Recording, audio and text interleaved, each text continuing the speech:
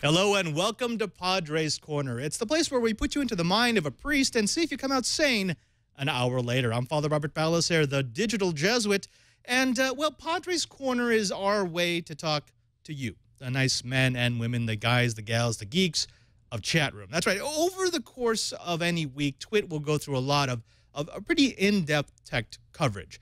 Well, Padre's Corner is all about the things that maybe didn't get covered, or maybe the things that didn't get covered enough, the things that may not be tech stories themselves, but are stories that are interesting to tech people. So let's get right to it. Let me ask you a little something. If you lose a primary election, what do you typically do? Well, I mean, most people look at a primary election loss as it's a time of retrospection, right? You look inwards. You do a little bit of soul searching. You ask yourself why it was that you didn't win the election, why you didn't resonate with the voters. You always offer a hearty congratulation to the man or the woman who was your opponent because they're going to represent your party in the general election. For years and years, for time immemorial, for the history of the democratic process, that's what we do. Unless, of course, you're from Oklahoma, in which case what you do is you accuse the winner of being a look-alike robot who is concealing the fact that the real representative died in Ukraine 3 weeks ago. That's right. I'm not making this up. That's exactly what Timothy Ray Murray did yesterday after he lost the Oklahoma primary election to Representative Frank Lucas by a margin of 82.8% to 5.2%. Now, Murray claims that the results of the landslide election are invalid because his opponent is dead. And of course, as we know, being alive tends to be one of the prerequisites for taking or keeping office, at least in most states. Now, in a statement on his campaign website, Mr. Murray, who for some reason likes to be called the Honorable Murray, because evidently he has been, as he claims, given the title by President Nixon, President Ford, and others, made it clear that he and he alone is qualified to serve Oklahoma because, one, he's human, two, because he has never used a lookalike, and three, he's the only one who was alive since Representative Lucas and other Congress members from Oklahoma were killed by the, I'm sorry, let me get this right, the World Court on or about January 11th in Ukraine, executed by hanging. He claims that right now the office is being held by either a body double or some sort of robot. In either case, I think that you'll agree with me, folks, that this is the sort of thing that shows us that our democracy is healthy. I know it's kind of funny. It's funny to look at these people and say, what's wrong with you? Are you okay? Do you need a hug? Do you need a timeout? But they say that the scarier the candidates can be, the more diverse their opinions are, the healthier our democracy is, and the more justified our system of governance may be. Well, folks, damn, we're justified like a Monday to Friday plane full of snakes. All right, let's move on. About 6 weeks ago, the FCC asked for comments, specifically on the net neutrality proposal that they put forward to create that fast lane. Now, many of their requests for proposals for the FCC do decently well. For example, the plan to reduce indecency complaints got a whopping total of 12 comments. The changes to the Telephone Consumer Protection Act received 40 comments. Support of the universal access at schools and library received 71 comments. AT&T's consent to transfer licenses to DirecTV got 135 comments. Those are serious issues that people worry about. Now, compared to those big hauls of people who were involved in the democratic process, the plan for net neutrality, as of yesterday, has received more than 130,000 comments. So obviously there's a little bit of interest in what's going on. Now, the cool thing about this comment system is it crashed. They received so many comments over the last 6 weeks that the 17-year-old antiquated comment system just couldn't handle it, and they've had to do some emergency bodging to keep it up and running. So that 130,000 total is only representative of the 130,000 people who could actually access the comment system. Now, folks, this is a test. This is actually a big test, because if you scroll through those comments, I must have looked at least 1,000 of them over the last couple of weeks. And there's not one single one that says, FCC, you're on the right track. FCC, we like what you're doing. They're all either a little bit angry, or some of them are very well thought out, saying, look, we understand that something has to be done, but this regulation is obviously not it. We don't want you selling out to corporations. We don't want you betraying our interests. It will be interesting to see what happens when the request for comment time is over. The FCC doesn't have to change the plan. The FCC could just push forward with what they've got. It's just a board, and Wheeler's the head of that board. But if they're listening, and if they're interested in actual democracy, well, I think it's pretty clear that they got a little bit of explaining to do. All right, let's move away from governance, because we know that governance is always a little dodgy. It's always a little strange. It's always a little bit funny. But let's talk about something that's not so funny. Let's talk about the salary inequality between the highest and the lowest paid workers. Now, we've known for a while that the division between the top CEOs, between the top paid and the lowest paid, is growing. It's growing, and it's growing at an alarming rate, but most of us, well, we don't care. According to this article from Business Week, we know the hard statistic. Let's start with what we know. We know that in 2013, the salary of an S&P 500 CEO was about an average of $11.7 million. The average 2013 salary of non-management for one of those S&P companies was just over $35,000. That means that in 2013, the average CEO of an S&P 500 company made 331 times more than one of his workers. Or, once you get past that shock, consider this. The United States Securities and Exchange Commission wants to disclose the CEO-worker pay ratio for each of these companies, but even then, even they don't think that it will make much of a difference because of one basic fact. We don't care. Now, let me repeat that. We don't care. I don't mean that in an accusing way. I don't mean it in the sense of, well, we're horrible, horrible people. I mean it in the sense that I think we've come to expect it, right? We expect that these CEOs and executives are just going to make a huge amount more than the workers who are below them. And for the most part, and let me get non-politically correct for a while, most of us believe that that's okay.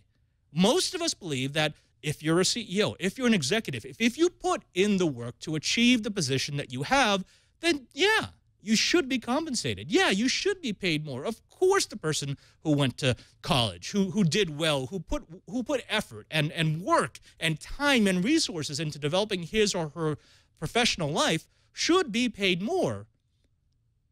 But the question becomes, how much more? And beyond that, the question becomes, is it just for people who perform well? Is it just for the CEOs who bring value to their company? Is it just for the executives who bring honor, who bring profit, who bring stability to the companies that they represent? And time again, we've seen that, no, that's just not the case. Let's talk about a few of those cases. The first one is something that we recently saw, and that was, well, back in, 3 months ago, Henrique De Castro was the chief operating officer for Yahoo, but he was only the COO for 15 months. Now, during that time, Yahoo's stock price did rise, but most people agree that it was in spite of his stagnant advertising plan rather than because of it. In fact, most of the rise in that stock price came from Yahoo cutting off unprofitable divisions. The job which he was brought into Yahoo to do, to increase revenue through advertising, was a horrible failure. And so he was sacked 15 months into the job.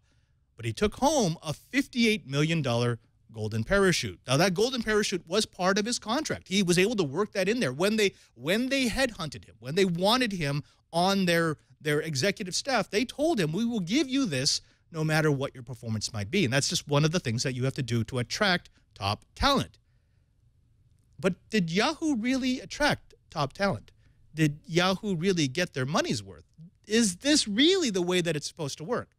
I mean, this is not just unique to the technology field. This is not something that only the Yahoos and the Microsofts and the Apples will see. In fact, you'll find this in pretty much every avenue of industry that there is. This is Angelo Mozillo.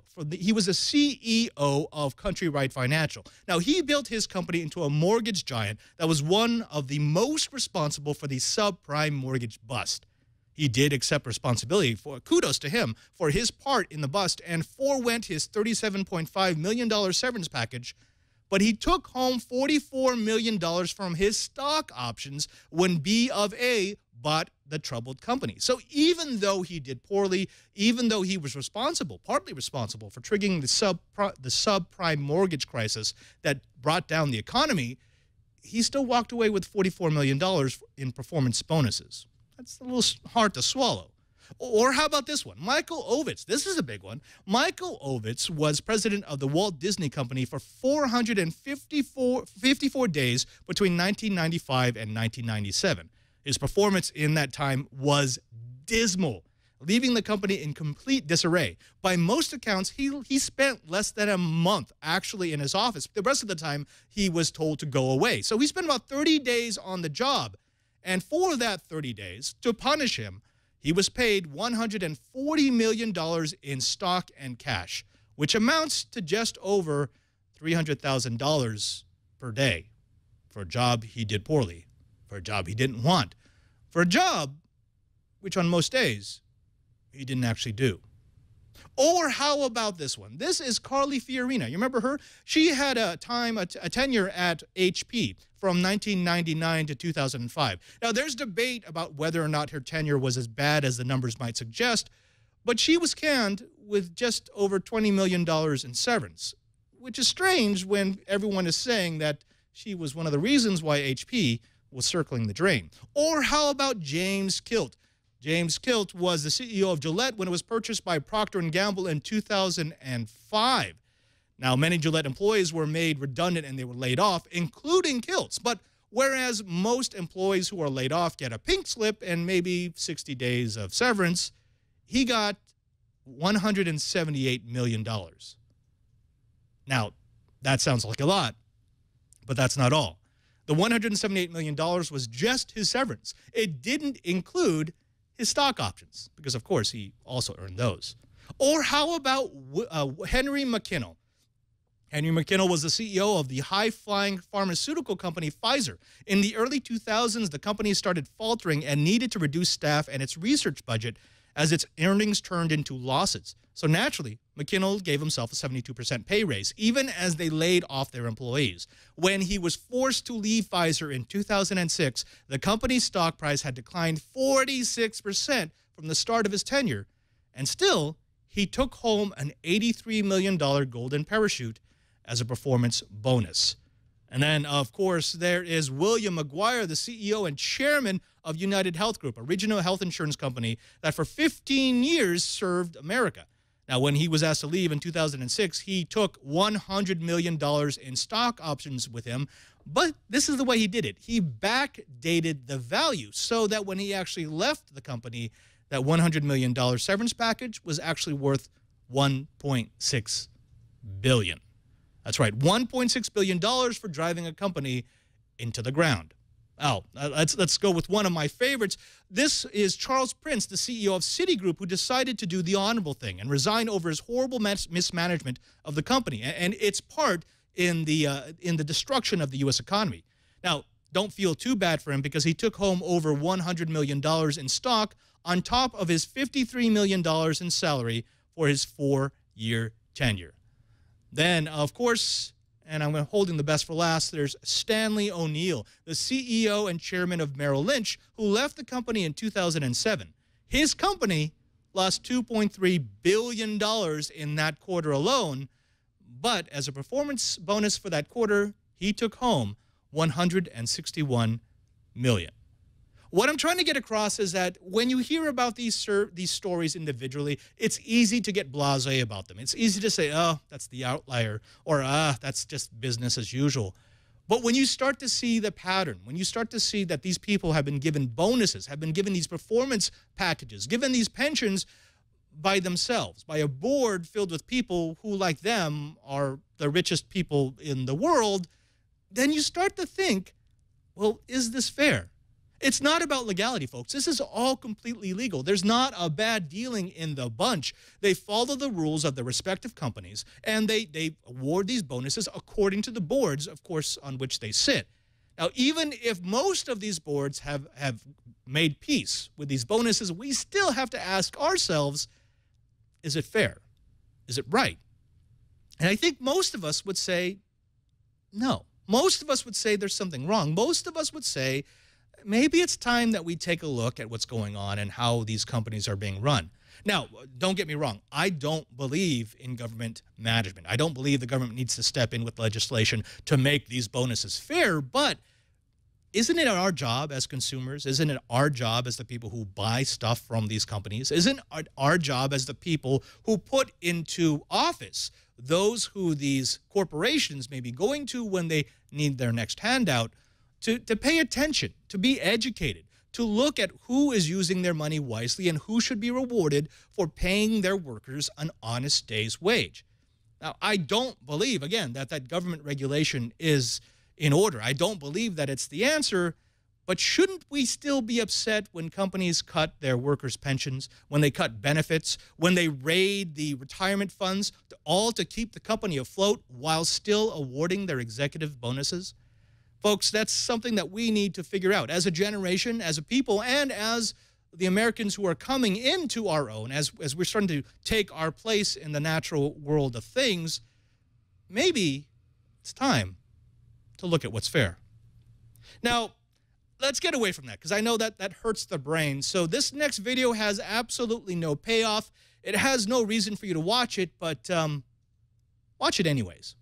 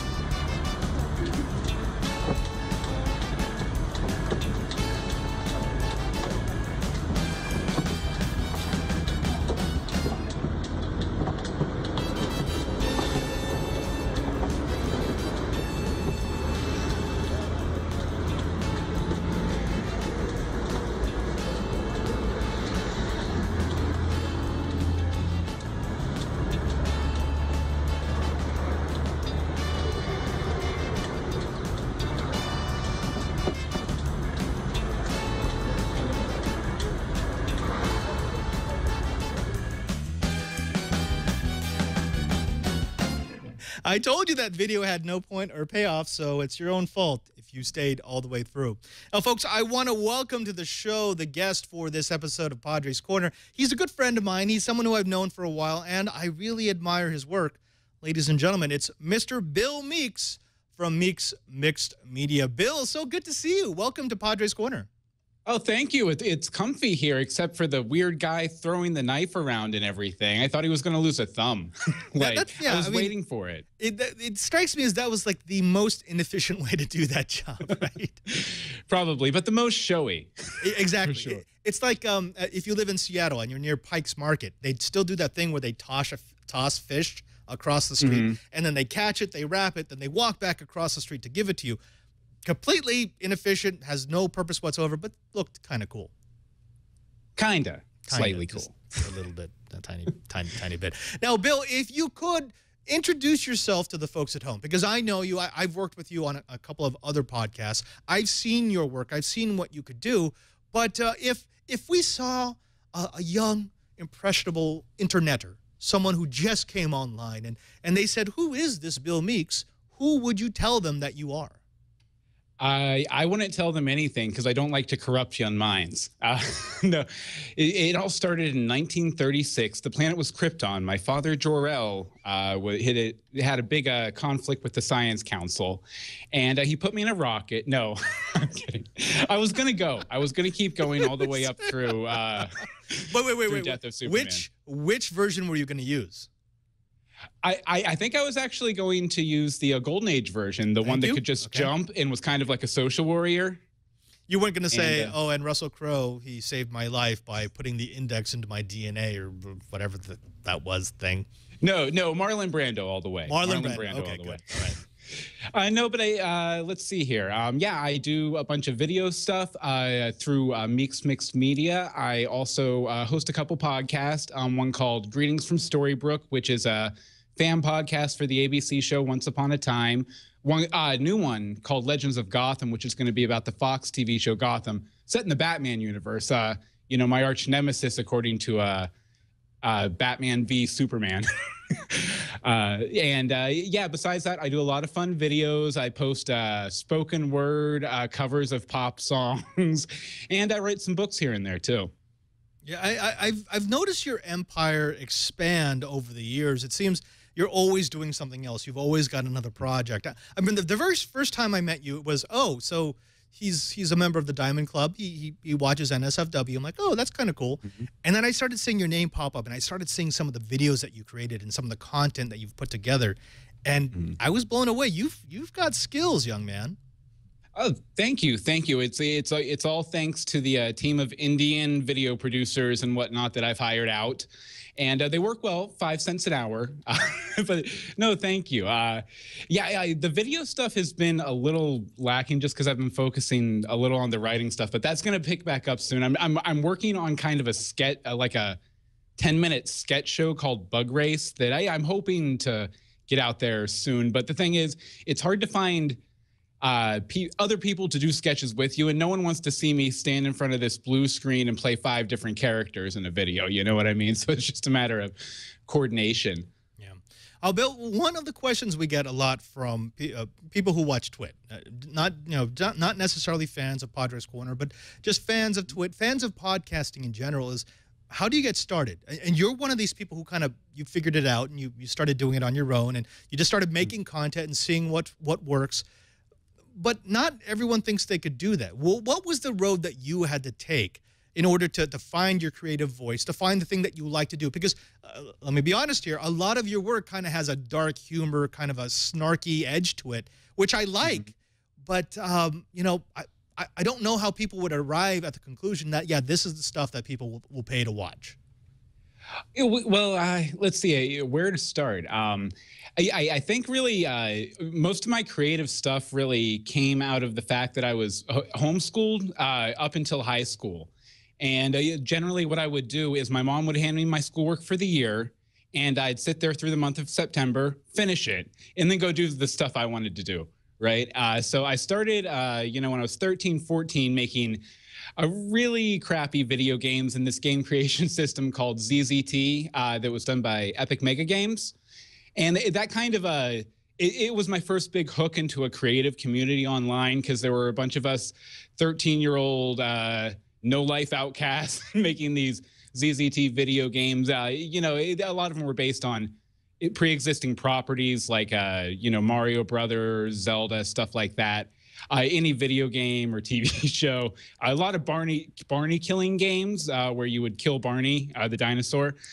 But so, you know, through that, I kind of started reaching out into doing collaborations and, you know, working within an online community, creative community. And from there, I went to high school, of course, went to college, and I started out as a theater major, which I think probably brought a lot of that kind of dark edge to my humor, because I did a lot of stuff with Brecht and, you know, Sondheim and all these other things that were like nice and cheery on the outside. And then once you got in deep, you were like, oh, wait a second, that's really dark and scary and weird, but funny. If you were in Sondheim, I have to ask you this. I have to ask this of everyone who was into Sondheim. Okay. Assassins. I'm not familiar with Assassins. The Sondheim Assassins? The one where I'm not, no. So I think it was released, well, when it was, back in 1991 or 92. He wrote a play about historical assassins, Sirhan, and, you know, so on and so forth, who, for some reason, were all able to be in the same room and talk about their passion for assassinating. It was not the most well-received play in the history of Sondheim. Yeah, probably not. Probably not. That seems like it could get a little too dark. Was it a musical? It was a musical. It was a musical. I like killing. Well, no, it was one of these things where it was a counter set against the American dream. There was a song like everybody has the right to be happy, and then they talk about and I killed JFK. You know, it's very strange. Oh yeah, the central characters were John Wilkes Booth and Lee Harvey Oswald. But yeah, nice. I mean, if you want snarky, if you want dark, that's definitely dark and snarky. I want to go a little bit back. You were talking about using ZZT. Epic, didn't they also make things like Jazz Jackrabbit? Yeah, Jazz Jackrabbit, Jill of the Jungle, but ZZT was the first big property they ever had. It was basically Tim Sweeney, who's, you know, huge video game guy now. He made this game creation system in his garage when he was a teenager, and uploaded shareware versions to like America Online, BBSs, all that sort of stuff. And it, you know, there was one little game with it called Town of ZZT.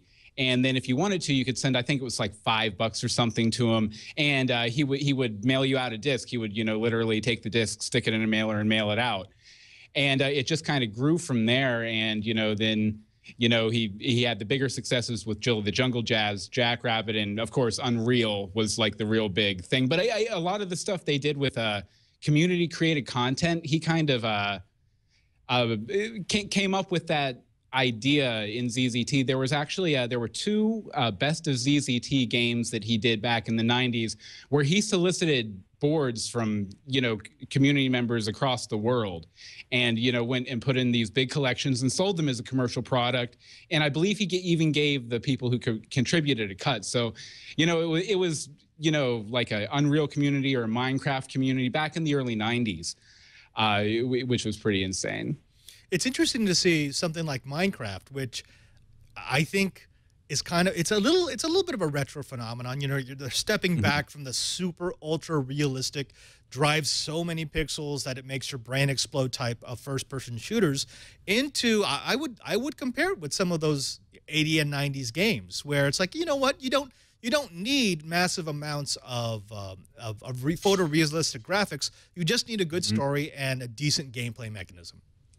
Yeah, and you know, something I always say is that limitations bring creativity, because, you know, Minecraft is 8-bit and there's a lot of memory limitations and whatever limitations they put on the engines. People figure out hacks around to do crazy stuff, and they did the same thing with ZZT. Like, ZZT was based on, you know, the ASCII character set, and I believe it had 16 colors accessible. But a guy named Greg Jansen actually went into the code and ripped apart one of the game files and put it back together to give you, I think it was like 160 different colors, and you could do custom tile sets.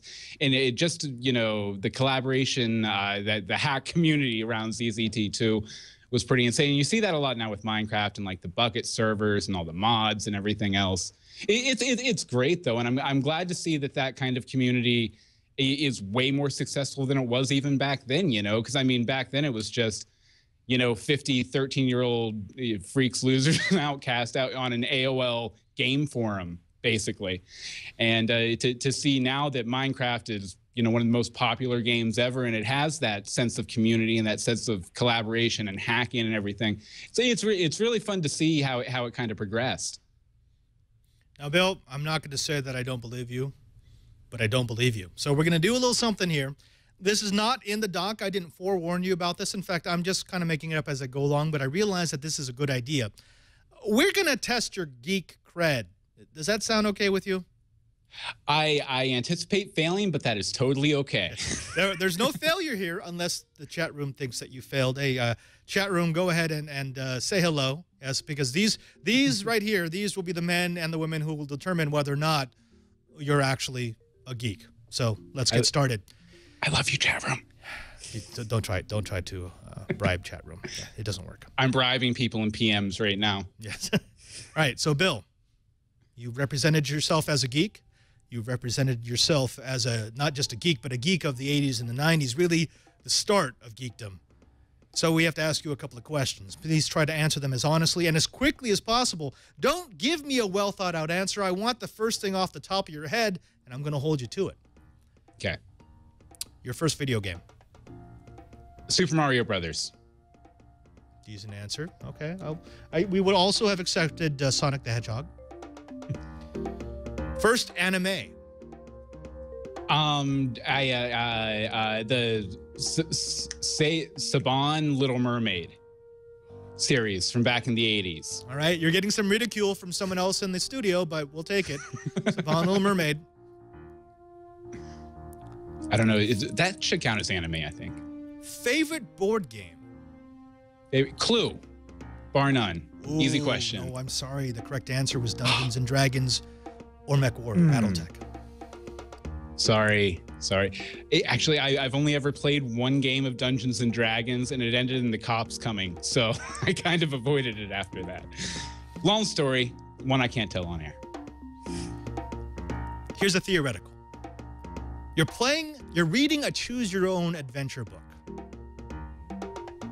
As you flip through, making your choices, do you A, keep your fingers on previous choices, B, dog-ear the pages so that you can go back in case you made the wrong choice, or C, jump all in and follow your destiny? Generally, fingers in the pages, unless it was one of the double-sized ones, and then you'd have to do the dog ears because no one has that many fingers. Okay, all right, I'll accept that. Comic book. First comic book. First comic book, it was an issue of Superman, or no, Adventures of Superman from the early 90s that had Deathstroke in it. I've never been able to track down the actual issue number all these years later. It was like 1990. We're going to check in really quickly to see how the chat room thinks you're doing. You're getting a little bit of ridicule, but that's okay. That's okay. Just a little light ridicule. A little light mockery. Let's continue. You're sitting in front of the TV, and before you is a schedule that includes Transformers, G.I. Joe, and My Little Pony. When do you stop watching? After My Little Pony, because the 80s My Little Pony series was actually really good, and it was kind of dark, like we were talking about. I'll give you a lot of points for that one. Yes, thank you. I was a brony before it was cool. Okay, wait, but how about this? Care Bears or Rainbow Bright? Care Bears. Definitely Care Bears. Rainbow Bright was kind of just like a blank avatar. She never really had a lot of personality. Didn't like her too much. She had a really good special shot at Geauga Lake, though, I saw a couple weeks ago. Live action. Here's one. It's Friday night. You're in high school. Mm-hmm. Prime of your life. What are you doing? Making ZZT games. Okay, good. All right, I will accept that. Thank you very much. Good answer. All right, and let me close it up with this one. Let's fast forward just a little bit. Let's go into the 90s and 2000. Robotech, Transformers, or Ghost in the Shell? I would say Transformers. Like Ooh. Beast Wars era, that kind of thing. Yeah, probably that. Bold choice, sir. Bold choice. I believe the chat room is going to let you have it. They're not known for being merciful, but looks like you're okay here. Now, Bill, when we come back, would you be okay with maybe going through some of the geek stories of the week with me? I suppose, if we must. We must. I think I can do it. It's what we do here on Padre's Corner. We're going to have to go and actually ask chat room if it's okay, if they'll be merciful to let us cover the news that we want to cover. But before that, you know, everything is awesome. Powerful, great, the mother of all releases. Huge, so huge, best, great, fastest, wonderful, greatest, fantastic, beautiful, beauty and power, fantastic, bold, remarkable, carefully crafted, gorgeous, beautifully crafted. That is a gorgeous trash can. Beautiful, gorgeous, best ever. Super fast, great, really awesome, beautiful, gorgeous, beautiful, really gorgeous. It's really nice, it's really cool, it's really awesome. Great, bang, elegant, super handy. Really great, better than ever, great, awesome, league of its own. It's really great. It's really nice. Super convenient. Beautiful, really great. Great, it's really amazing. Amazing, great, beautiful, great, wonderful, terrific, incredible, better, incredible, better, really enormous. Great, toxic, hell stew, giant, great, incredible, really handy. Great, best. Great, it's really handy. That's really handy. Super convenient, great, it's incredibly great, it's really great. Great, really great. Rich, powerful, very convenient. Super duper easy. Really really cool. Super easy, super powerful, great, huge, great, amazing, great, really handy, great, really awesome, great, beautiful, buttery, really gorgeous, really great, beautiful, great, amazing, giant, more incredible, phenomenal, unbelievably, mind-blowing, better, great, better, best, great, huge, amazing, biggest, unreal, great, nice, beautiful, great, extremely, really great, bare to the metal, stunning, dramatically, truly stunning. Pretty cool, huh? It's amazing, incredible, great, unbelievable, totally rules, great, utterly Unprecedented, great, pretty great, super easy. huge, great, unprecedented, incredible, amazing, huge, massive, unparalleled, huge. You know how many people at home are going, We want to thank Anthony for putting that together here in the Twit studio. He actually sat through the entire keynote and cut out every instance of great or awesome or cool. And folks, that's what you get. Now, Bill, I want to talk me some drones. How about that? Okay.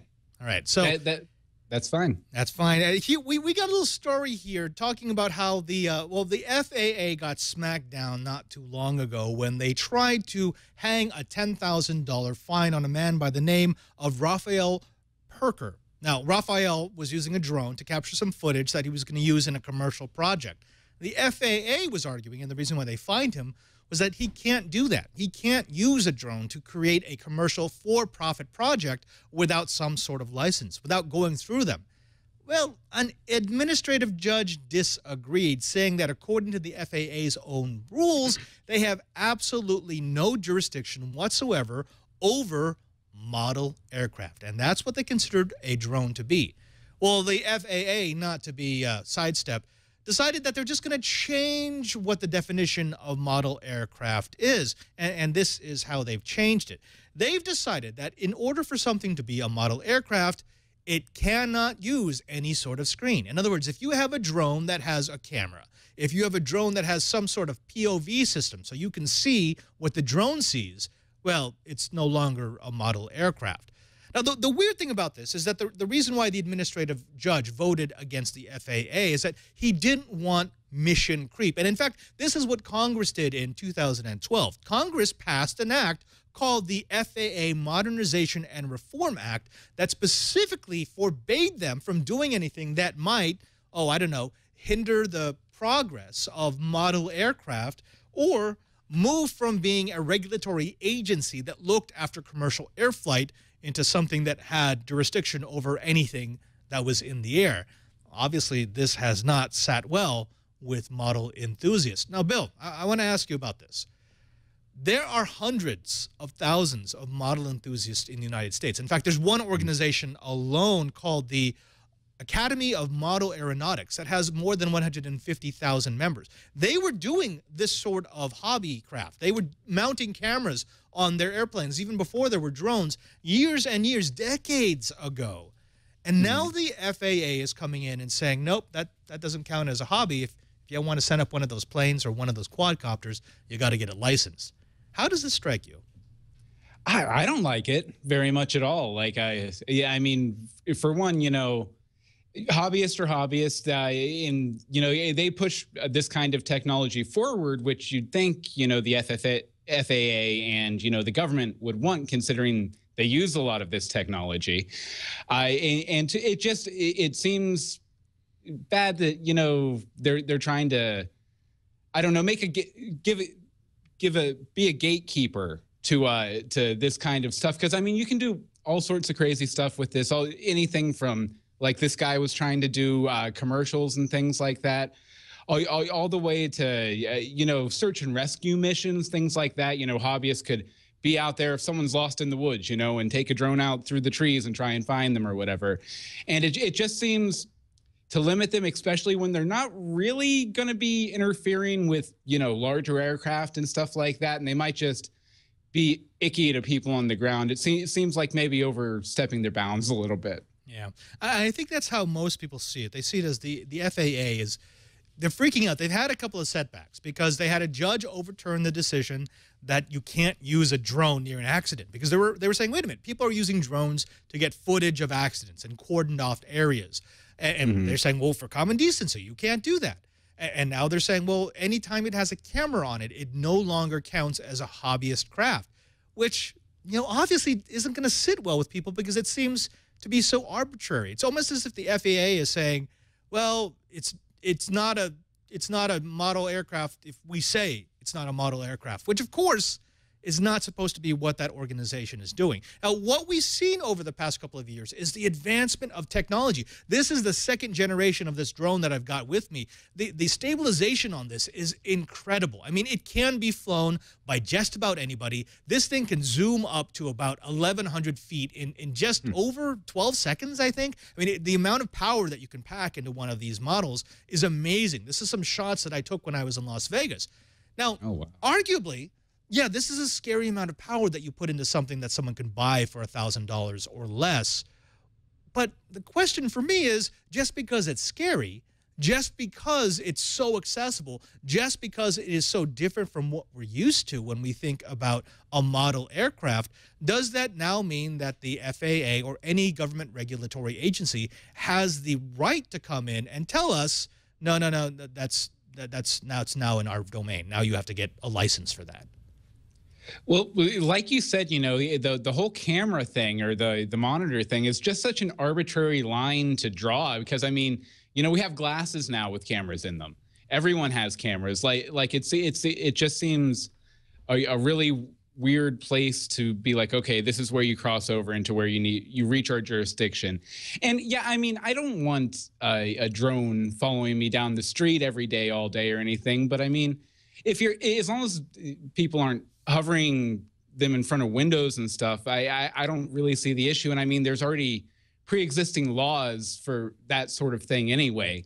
So it really just seems like either they want the paycheck from, you know, whatever fine or fees or whatever associated with the license and all that stuff. They can hire 5 more people to process those applications. Or really, it also seems like they're trying to edge out competition a little bit too. Yeah. Now, let me play devil's advocate here, because on the other side, you know, on one side, I'm chafing anytime I have a government agency who's trying to overextend their reach. But the FAA, which is responsible for commercial air flight in the United States, does have a point in that there has to be some sort of agency. There has to be someone who's responsible for where these can and cannot be used. Just a month ago, we had an incident where someone was flying a drone at a commercial airport, and it was almost struck by an aircraft that was taking off. You know, when you have something like that, yeah, now it's become a hazard to aviation, and that is the FAA's bailiwick. So I want to balance it out here. I don't want it to sound as if I'm saying, oh, look, government agency bad, regulation bad, but do you think there's some ground for some sort of midway here? I don't know. Like, it almost seems to me it might be a good idea to, yeah, if there are certain areas they can't go for safety issues, et cetera, it might be a good idea to, I don't know, maybe just make it a requirement that everyone making them has to put you know, the control sequences and stuff on a certain wavelength, and then maybe try to block that wavelength or something. Find some way to filter out, you know, the drones they don't want flying around, but let people have their hobby, let people have their fun at the same time. Yeah. But, you know, that's reasonable. So I don't know if it's technically possible, but it's reasonable. So they probably won't do it. Henry in the chat room has a good point. He says, look, you can't fly a kite at a commercial airport for the same reason, but that doesn't mean that you need a kite license to go to the park. And that's absolutely true. It's like, yes, okay, I get it. FAA, I know what you're concerned about, and I think you're right. I think you're right to be concerned about this sort of stuff. But it doesn't mean that you go and you regulate everything. It doesn't mean that you now say, oh, to pick up one of these things, you now must get a license. Which, by the way, according to the guidelines that they've set down, would include those $100 quadcopters you can buy from Amazon if it has any sort of screen. Even if it's a crappy camera, it would count as a commercial aircraft. Yeah. Yeah, and like I know there's a bit of a backlash from, you know, general people a lot too. Like, I saw a video, I think last week, of this guy who was out on the beach, you know, just flying a drone over the beach and everything, getting some cool shots. And this woman just comes up and starts beating the crap out of him. because like I guess she thought he was trying to film her or something like that, but he was over on another area of the beach. But it's like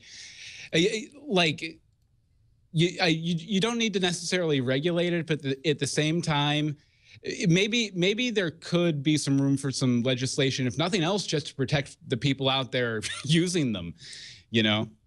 Yeah, no, I'm with you. All right, let's get away from the FAA because I'm afraid that they may ground my drones, and I've actually got a really cool one coming in. I want to be able to fly it. So instead, let's talk about something that's kind of dear to the both of us, Doctor Who. That was a really bad whistle. I apologize.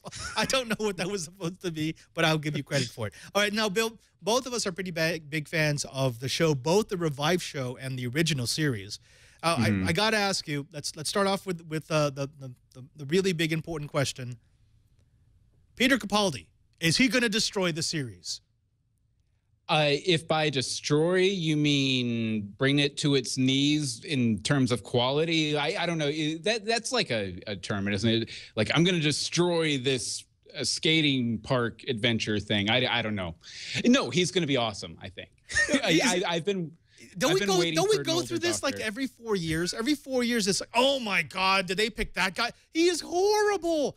I remember when they picked Tennant. People said, oh, he doesn't seem like a doctor. He's not bad. They picked Smith. No one that young should be the doctor. And now Capaldi, people are saying, oh, he's too old. I don't know. I don't think he's too crotchety. He's not going to be a good doctor. And it's amazing that after all these years, and I go back to the original series and say the same thing, people don't understand that as long as you've got a good actor, as long as you've got someone who can feel the part, it's going to be awesome. I mean, they're going to, as long as they can get a decent writing team, they're going to write plots that suit that actor.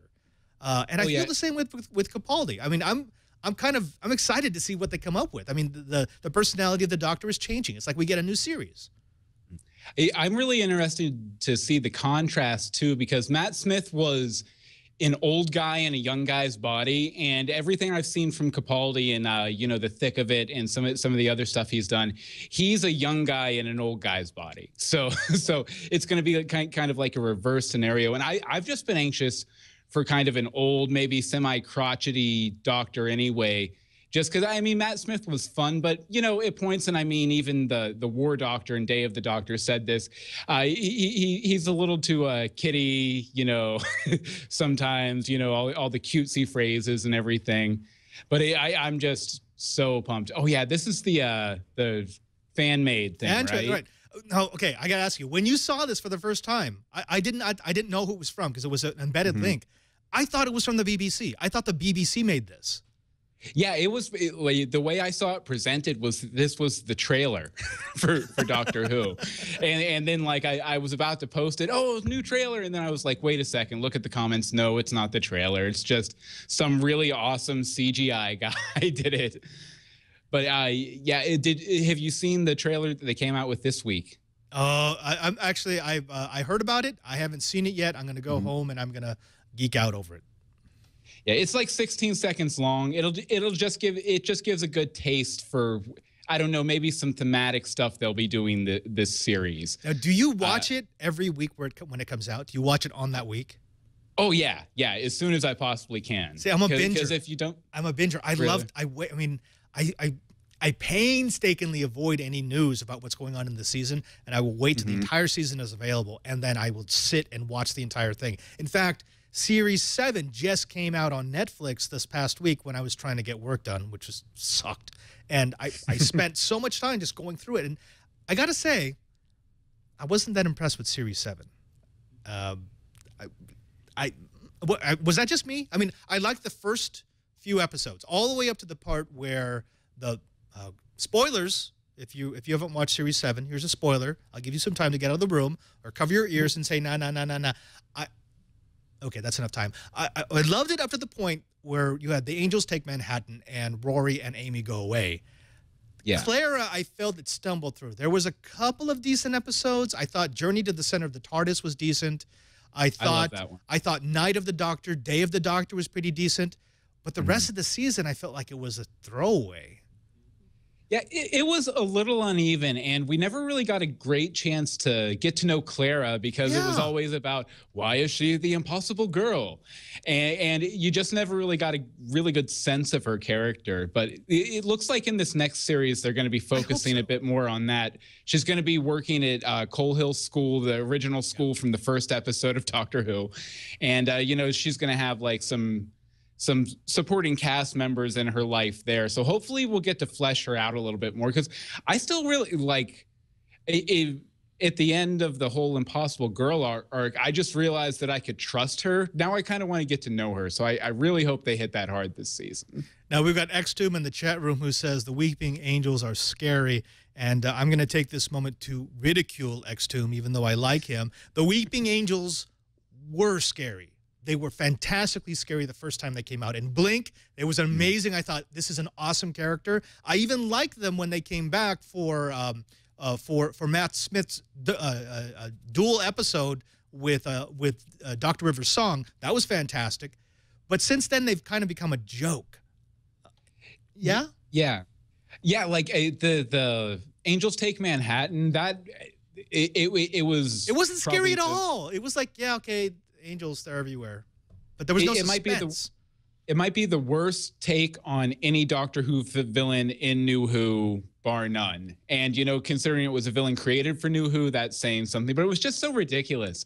You know, you have the giant Statue of Liberty angel, and okay, everyone ridiculous. in Manhattan I hated in the that. 40s. It was so bad. No one's looking. Oh, and you know what? Here's the worst part about that. They admitted that they put that into the episode because it was sort of like a fan-suggested thing on one of the Doctor Who boards. And I'm thinking, no, you don't do that. It was a horrible idea. Don't do it. Yeah, there's, you know, being attentive to your fan base, kind of keeping an eye on how they're feeling in general, but taking big suggestions like that from them, that's always going to end in pain, because the same people making those suggestions are the same people who are tearing apart your episodes every week. So the people who don't want that suggestion that one guy did are going to tear that one apart as well. And it's going to be worse because it didn't come from a professional, you know? And actually, Xtomb redeemed himself. He says, yes, he remembers his horror at Blink, which I absolutely agree with. I think Blink along with, what was the Devil Planet or the Devil Pit? Along with the Devil Pit, scariest episodes of Doctor Who I've seen in the revived series. But yeah, Angels Take Manhattan, it was just sort of like, well, we've got this bad guy. We kind of have to wrap it up. So what do you want to do? Yeah. I will say, though, I think it even beats out Blink for me is the Tennant episode Midnight, I think it is, where they're trapped on the thing out in the middle of the desert. It reminded me of a really, really good play. You know, it's one room, one cast of characters, and everyone doubting each other's humanity. I don't know. I kind of like that sort of thing, though. So that might just be me. I like the Satan Pit just because it had the Ood. And the Ood are still, they creep me out. Sorry. All right. Okay. So let's get a little bit past that. So now we're talking about Capaldi. Now we're talking about what they do with it. Where would you like them to take the Doctor? Because we've now gotten past all the brouhaha about, oh, was he the 11th, the 12th? Is this the 13th? Is he out of regeneration? That's answered. That's been answered. So that's not a question anymore. He's got a new series of regenerations, and they can retcon this anyway to Tuesday. They can now say he has an unlimited number of regenerations. But where do you want to see them take him? So they've got a semi-new staff of writers. They've got a companion who, as you pointed out, has not really been explored. And you've got a brand new Doctor who is definitely older, could be wiser, and I would say probably has superior acting chops to any of the previous Doctors. Oh yeah, definitely. Really, the thing I want to see is I want to see the search for Gallifrey, because that's kind of what we were promised in Day of the Doctor, right? That's going to be the main thing. I would like my sincere hope, and this is everyone's hope, every series of Doctor Who ever, so completely unoriginal. I kind of want them to lean into the Valyard aspect of it, and kind of become that dark Doctor who isn't moral, but is still just as powerful, and you know, it does everything right. You know, I would kind of like to see him explore his darker side. I mean, there's been some of that with Matt Smith, And, you know, the Dream Lord aspect coming out, I'd love to see him come back. The Dream Lord, that was what Amy's Choice, that was one of my favorite episodes. But yeah, I'd really like to see them play up that angle. And I also hear they're going to make it a plot point that Peter Capaldi has played a couple other characters in the Doctor Who universe. He was the father in Fires of Pompeii. And then Lazarus he was episode, right? No, he was Lazarus was Mark Gatiss, but he was also in Torchwood. Yes, thank you. He was the really jerky guy in Torchwood. Children of Earth. But so I'm really interested to see how they're going to explain that. And I'm also thinking I've heard they already have an explanation of that from the 11th Doctor, genetic retroclosure.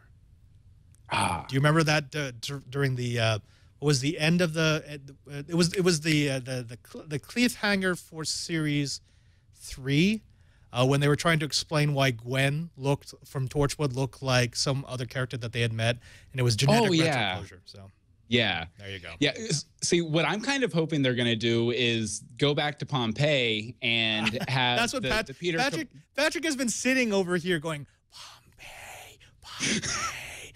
So yeah, that's what we want. That could make for a really good multi-Doctor story, because not only do you have Peter Capaldi playing a character in that, but you also have what's-her-face, Amy Pond, who plays one of the Seers in that episode. So they could have it to where Matt Smith brings Amy there to do something, and David Tennant and Donna are there, and then Capaldi and Clara come to kind of fix things, and Capaldi goes undercover as that guy. Okay, you're making my brain explode. No. It can't happen. It can't happen. That would be too much awesomeness in one place. All I'm going to say is the 10th anniversary of New Who is coming up. So, I mean, another multi-Doctor story, that could be awesome, right? I think the only thing we can say is that Christopher will have nothing to do with any of it. Oh, no, never again. Never again. Now, I really wanted to see him as the War Doctor. I wanted to see them be able to flesh out that story. And so when he decided that he didn't want to participate, even though John Hurt was awesome, I was like, why would you do that? Yeah, it's like, especially considering it was the 50th anniversary of this show, that even if he had bad times working on the show or whatever, he probably liked when he was a kid. I mean, if I didn't like the direction they had taken Batman since the Adam West series, but they wanted me to come back for the 50th anniversary Batman 66 movie or whatever, I'd be like, yeah, of course I will. I'll be right there. No, I'm right with him. And they asked me to come back for the Doctor Who special, and I was like, no. Sorry. You're like, sorry, too busy, man. I'm done with it. Actually, we have Henry in the chat room who reminds us, as was said earlier, never take suggestions from fans. So, Henry... we'll go. Let's move on before we either spoil the rest of the Doctor Who episodes, or for any Whovians, non-Whovians in our audience, they get pissed and click next or click leave. I do want to talk about one more story, Bill, and that is, do you know what the internet looks like?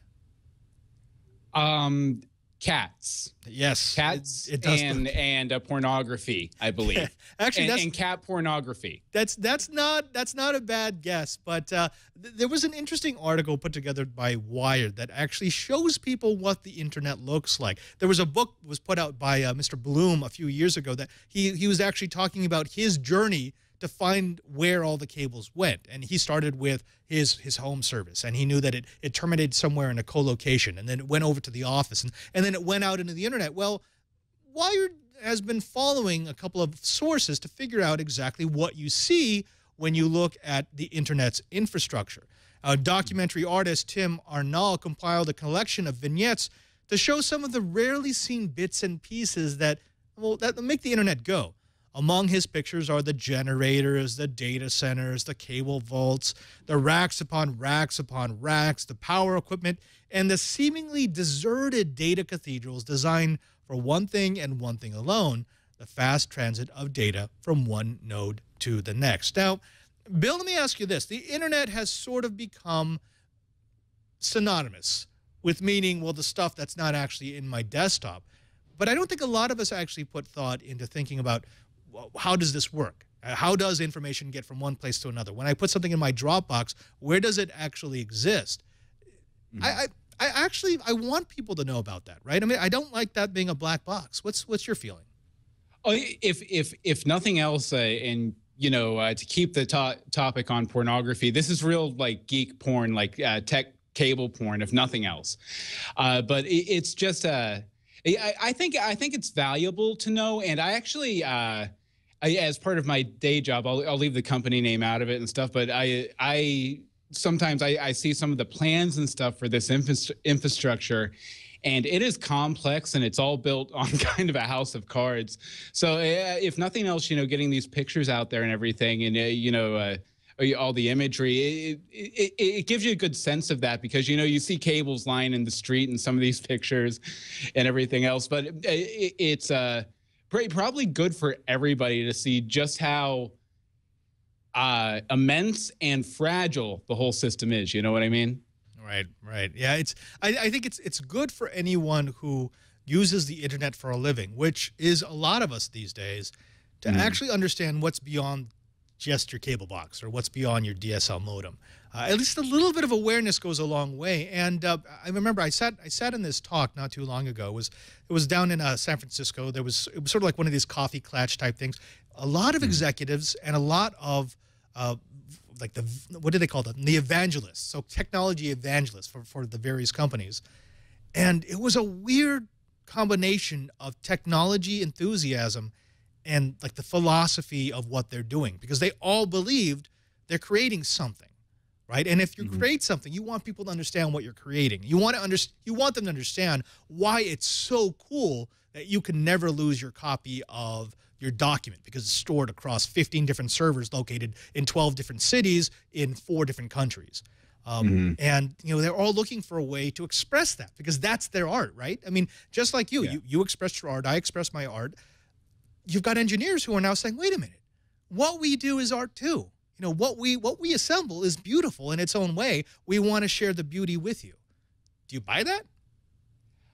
Yeah, definitely. I think that, for the average person, there might not be a whole lot of value there. They just care that their bits are there when they need them, for the most part. But for guys like us who are into this stuff and we use it constantly all the time, every day, even if we're not getting paid to do it, it's really interesting and really informative, and you can really sort of appreciate it, especially if you know some of these guys too, right? Because if you've heard horror stories of how these things can go wrong, it makes you appreciate when they go right all the more. You know what I mean? Yeah, I understand. Now, Bill, now is normally the time in the show where we take a look at the tech. Are you interested? I suppose. All right. I like the tech. Let's do some tech.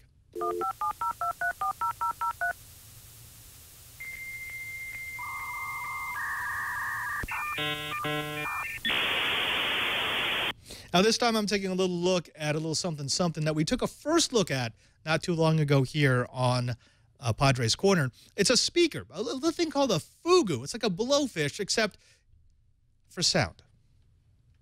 I'm Father Robert Ballas, the digital Jesuit, and I'm having a double helping of Fugu. The Fugu is a Bluetooth-enabled wireless speaker line with a twist. Built around a common core, any Fugu speaker can slip into a specially designed sleeve to morph into the style, designed for everyday use, the sport, designed for slightly more rugged applications, and the tough, built to withstand serious shock to the system. This means that you buy one speaker and you customize it for your specific needs. The Fugu has buttons for power, Bluetooth pairing, and control, as well as volume. There are only 2 ports, micro USB for charging and a 3.5mm audio jack for those who want to physically connect to their music devices. Sound is generated by 6 drivers built into the core, 2 neodymium tweeters, 2 neodymium woofers, and 2 passive radiators, all built with an 8-degree upward tilt to provide 360-degree sound around the Fugu. A 6-watt amplifier powers those speakers with a 60 Hz to 20 kHz frequency response. The Fugu uses Bluetooth 4.0 to connect wirelessly to devices at distances up to 33 feet. It also uses Bluetooth LE to connect to the optional wearable remote control that can provide play, pause, forward, reverse, and power functionality to the connected device. Also supported are the A2DP, the hands-free Profile 1.5, and the Headset Profile 1.1 protocols for using the Fugu as a 360-degree full duplex conference speakerphone, complete with omnidirectional echo-canceling microphone. Power is provided by a lithium-ion battery that can be charged from empty in about 3.5 hours. Runtime is rated for an astounding 40 hours of continuous play at 50% volume, and our repeated tests met or exceeded that number over the course of 2 months. Using the Fugu is a breeze. The speaker gives you audio cues along every step of the setup process, and I was up, paired, and playing in just under 20 seconds. Audio quality is very good, with clear sound and exceptionally accurate source reproduction. The low end felt a little weak, but that just may be my addiction to bass-added speaker systems. While the Fugu is more than a competent speaker, what makes it special is its flexibility and durability. The sport and tough cases include a dock at the bottom of the sleeve that allows you to mount the Fugu on a multi-mount, a strap mount, and a bike mount. This gives you a fantastic number of ways to attach the Fugu to bags, belts, bars, and vehicles. As a warning, the flexibility means that you can attach to almost anything, but there are a few things that probably should never be attached to your Fugu. As for the toughness, you've probably seen your share of speakers get dropped, dunked, and jostled, but I thought I should take the Fugu to the one place that is usually death for electronics with moving parts: the beach. For the better part of the day, I tried to kill the Fugu. To increase my chances, I removed the core from its protective casings and tossed it, buried it in fine sand, threw it into the surf, got it mucked, and just for good measure, I managed to coat the core in fine metallic particles. This kind of treatment would usually kill even a ruggedized speaker, but after a little wash and shake, the Fugu was ready to power and play. After banging the last of the metallic particles from the core, the Fugu slipped back into its sleeve, no worse for wear. The Fugu is available now. You can find them online for between $199 and $229. I was a fan of the Fugu when I saw it at CES 2014, and now that I've had 2 months to play with it, well, I'm even more enamored. It's everything they told me it would be, plus quite a bit more. Now, on the pro side, I'd have to say the first thing is the overall sound quality. It's got really accurate sound reproduction. It's not bass heavy like a lot of other speakers. It will give you more of what the source actually sounds like, and, well, I like that. The other thing is the flexibility. I'm not talking just about the cases. The cases are cool, but I mean all the secondary functions. Yes, you've got the core. Yes, you've got all the little accessories that you can get, from the remote control to the straps, but you also get things like the conference phone functionality, and it works really, really well. Anytime you give me more functions out of the same device, well, I'm sold. The third pro has to be the toughness. This thing is a tough cookie because they have this core module that is waterproof, that is dustproof, that is impact resistant. It means that you're going to be able to use the speaker in places that you wouldn't want to bring another device from another manufacturer that maybe doesn't do so well in the sand, or doesn't do well in the water, or doesn't do well in a sporting activity event type place. I kind of like that. The last thing, and this is big, is battery. 40 freaking hours of battery life. That's a long time, and that's not a lie. At half volume, you will get the 40 hours each and every single time, and that's just head and shoulders against any other speaker in this range. Now, on the con side, I'd have to say that there are two things. The first is that there's some directionality of the sound if you get it too close. If you get it within 2 feet, you know which side has the woofer, which side has the tweeter, and which side has the mids. Now, that's not really a problem, but if you're going to be using the speaker too close, you won't get that full 360 sound. The other thing, and this is going to be big for some people, is the lack of really low bass response. Again, I like my music more accurate than boomy, but if you are one of these people who likes a lot of bass, even if it's artificial, then this may not be for you. Still, looking at the pros and the cons, if you were to ask me buy, try, or don't buy, I'd say that the Fugu is an absolute buy. Well, there you go. As people in the chat room are pointing out, yes, I did drop that speaker into places where the fish pee. So that was a serious test, a very serious test of technology. Now, I would honestly watch an entire program of you just messing up electronics at the beach or trying to. Yeah, we have that. It's called know-how. Actually, it's the bloopers for know-how. I pretty much destroy things. I'm taking that job away from Burke. Now, but before we close it up, I do want to ask, I know that Dogboy is a piece of work that people can buy, and I want you to plug it a little bit. Can you tell people about what Dogboy is and why they should get it as their next bit of entertainment? Okay, Dogboy, it's a book series I've been writing, they've been coming out since last October. It's based around a kid named Bronson Black, who's a 13-year-old superhero in this town called Cultus City. He receives sort of magical powers, limited foresight, some energy blasts, flying, stuff like that, from his father when his father passes away. And he's adopted by his uncle in Cultus City. He goes up there, and he becomes a superhero. And along the way, he has a lot of fun adventures. He gets a girlfriend. They're good superhero stories. And I would say one thing I've seen a lot of is people getting scared away. He laid flat on his back in the middle of an outdoor basketball court, staring up at Arthur Tillman. Arthur was taller than Bronson. He was stronger. Most importantly, he was older and meaner. "So you can't handle a little defense?" asked Arthur. He dribbled a beat-up basketball near Bronson's head. "Don't be a jerk. I'll go home." "Oh, you hear your mommy calling you for nub-nubs?" Arthur circled Bronson. Yeah, that's the audiobook we had done by Nathan Beatty, who's actually, he's a big Twit fan, and if people are familiar with Scott Johnson stuff too, he's a big fan over there. We have audiobooks of both books. And what I was saying before, I see some people get a little scared off because the protagonist is 13 years old. They're written to where kids can read them. They're appropriate for kids, but there's a lot of stuff in there for adults too.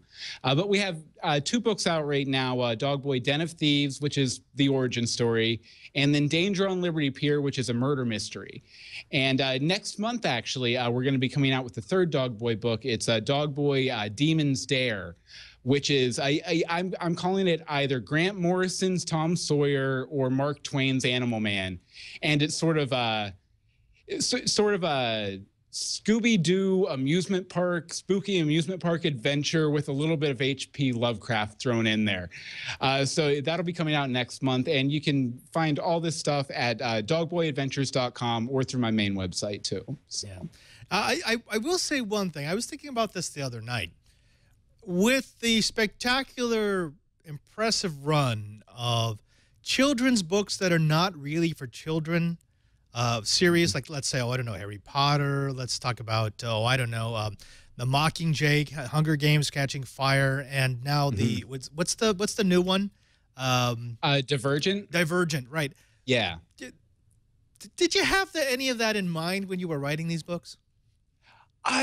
I wouldn't say so. I think it's definitely been on my mind since I started writing them because they've gotten really popular. But the original concept I came up with back in 2005 before all of that stuff was, well, I mean, Harry Potter was big, but that was about it. So I originally developed it as a screenplay back in 2005. So that stuff wasn't really on my radar, but now it definitely is. And, you know, I have my wife.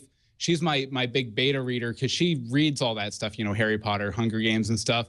And sometimes she'll be like, oh, this concept kind of reminded me of something that they did in the Hunger Games. And, you know, I have to be aware of that because I don't want to look like I'm ripping them off, right? So I have to change it just enough, you know, change a G into a J and hope for the best. But it's been interesting, though. And it seems like the market for that kind of book is just about to get oversaturated. So I'm glad I'm going to be finishing up the series this year, I guess, and moving on to something else. Folks are asking where they can find it. Of course, they're going to find it, links to it on meeksmixmedia.com, which is in your lower third. And they're also going to be able to find it. Just go to Amazon. Go to Amazon and look for Dogboy. You will find it there. Right now, you can get the first book in the series for 99 cents. You really can't beat that. And you can also get the audiobook. So if you're thinking about going on a long trip this summer, why not pick up the audiobook? You know, why not use any of the multiple Audible deals where you can get a couple of audiobooks free to pick this up for maybe a little bit of fun, maybe a little bit of darkness, maybe something that you didn't expect to listen to. Oh, and by the way, Bill, I do need to apologize. There was a little bit of a technical snafu, and your audiobook ended up going over the top of your voice for a couple of seconds there. It was actually Patrick's fault. He was pushing buttons. And I would have blamed Patrick even if you hadn't said that, so it's okay. I know. I try to do what I can, but, you know, when someone's over here just pushing buttons, what can you do? I will say, speaking of the audiobook, you know, Nathan did a great job with all the character voices and everything, but you, sir, were the original Mr. Horam, Dogboy's boss at the old curiosity shop, the magic shop where he works. We will never talk about that because that was a horrible voiceover. I'm dead serious. If you go to my YouTube channel, you can check it out. I thought it was amazing, personally. Don't do that. Personally, I play it when I I play it when I go to sleep at night. Don't do just it. the raw recrecordings, not even with the music. I have just nightmares of that recording, and I go, oh God, why didn't I put a little bit more time into this? So you had no idea I was going to edit it together. Yeah, you just sent me a couple of lines. You're like, can you read this? I'm like, okay. And they're like, can you put a couple of different accents? I'm like, all right, sure, why not? So, yeah, that's how that happens. Please, one more time, can you tell the folks where you are, where they can find you? Because it's been an absolute pleasure to have you on the show. And I want people to know where they can find Bill Meeks and Meeks Mix Media. Okay, well, as my lower third says, my Twitter is Bill Meeks. My Google Plus is plus Bill Meeks. Meeks Mix Media is the website. That's where the hub of everything I do. Anything that I think is notable goes up there. I also have greetingsfromstorybrooke.com, which is the Once Upon a Time webcast, podcast, Legends of Gotham, which is the Gotham podcast, dogboyadventures.com, which is the books. And I also post some stuff on my SoundCloud every now and again, too. So check that one out. I don't know the address. I thank you for being on. It's an absolute pleasure. I mean, I've worked with you before. We've been on podcasts before, but to actually just sit down and chat and geek out, it is always a lot of fun. Ladies and gentlemen, Bill Meeks from Meeks Mixed Media. Thank you for being on. Thank you. Now, folks, we are finishing up this episode of Padre's Corner, but I don't want to send you away empty-handed. What I will send you with is a way to find out what else I do here on the Twit TV network. That's right. If you go right now to my Twitter page at www.twitter.com/PadreSJ, you're going to find all the different places that you'll see me on the Twit TV network. I post my notes for my different shows, everything from, I don't know, This Week in Enterprise Tech, which I do on Mondays, to Know-How and Coding 101, which I do on Thursdays, and yes, Padre's Corner, which I normally do 7 o'clock p.m. Pacific time on Fridays. You're going to find me here at live.twit.tv. It's one of the things that I enjoy doing. And also, don't forget to drop by our chat room. If you go to irc.twit.tv anytime, at any place, so 24 hours a day, but specifically during one of our live broadcasts, you most likely will be brought into one of the shows. It's one of the ways that we interact with our chat room. Until next time, next Friday, I want to say I'm Father Robert Ballecer, and congratulations, you've made it out sane through the other side of Padre's Corner.